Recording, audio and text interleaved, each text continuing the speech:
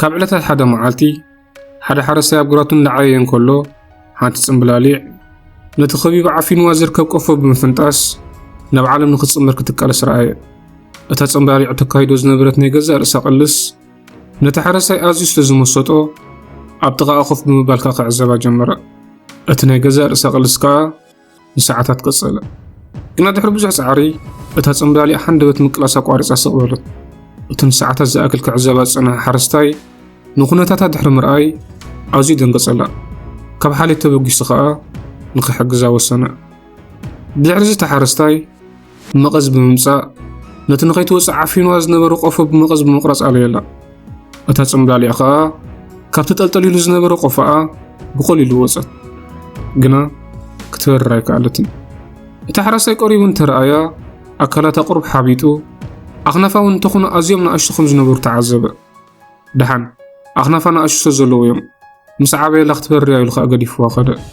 ግና እታ ጽምብላሊዕ ድሕሪ እዚ ፍጻመ ፈጺማ ኣይበረረትን።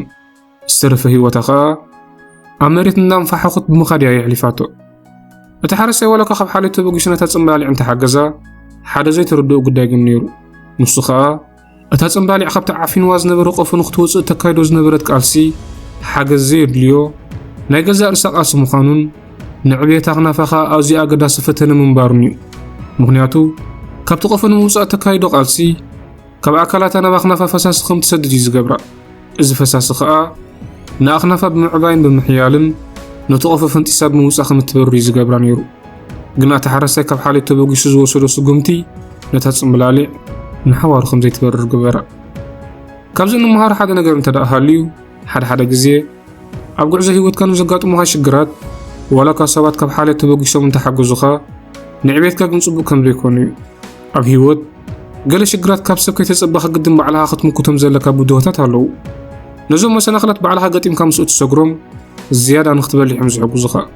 ኩሉ ግዜ ናይ ገዛ ርእስኻ ሽግር ባዕልኻ ንምብዳህ ተካይዶ ቃልሲ ኣብ ህይወትካ ዝያዳ ንኽትዓብን ንኽትሕይልን ከዓ እዩ ዝሕግዘካ። ስለዚ ሓደ ግዜ ካልኦት ክሕግዙኻ ከይተጸበኻ ንሽግራትካ ባዕልኻ ምግጣም ኣዝዩ ኣገዳሲ እዩ።